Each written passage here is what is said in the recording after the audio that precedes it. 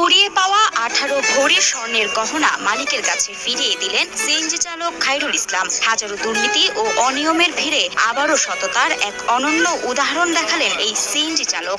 গলার চেইন, আংটি, কানের দুল, স্বর্ণের এসব অলংকারে ভরা ব্যাগ যদি কেউ হারিয়ে ফেলে তাহলে তা পাবার আশা যেন ফুরিয়েই যায়। তবে রূপকথার বইয়ে পড়া সততার গল্পের মতো এবার বাস্তবেও এমন মানুষের দেখা মিলল।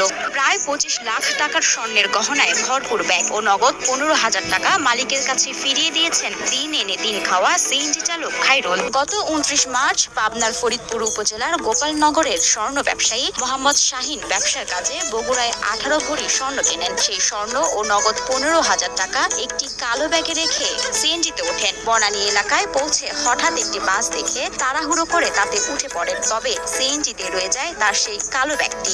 পরবর্তীতে সিএনজি চালক খায়রুল শাহজাহানপুরে ইফতারের বিরতিতে ব্যাগটি দেখতে পান। বিষয়টি বুঝতে পেরে তিনি দিশেহারা হয়ে কোথাও কিছু না পেয়ে শেষে বাড়ি ফিরেন। এরপরই খুঁজতে থাকেন ব্যাগের প্রকৃত মালিককে।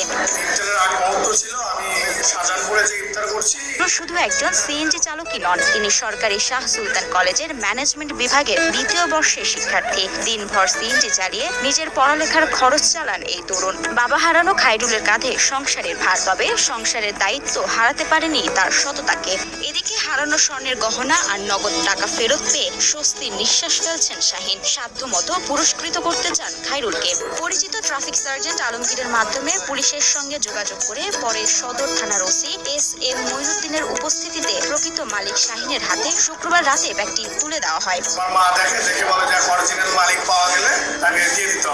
শুধু এক ব্যাগ স্বর্ণ নয়, এটি সমাজকে ফিরিয়ে দিয়েছে বিশ্বাস। বগুড়ার তরুণ খায়রুল ইসলাম তার সততা ও মানবিকতায় এখন বেশ প্রশংসিত। শ্রেষ্ঠ একজন সৎ মানুষ।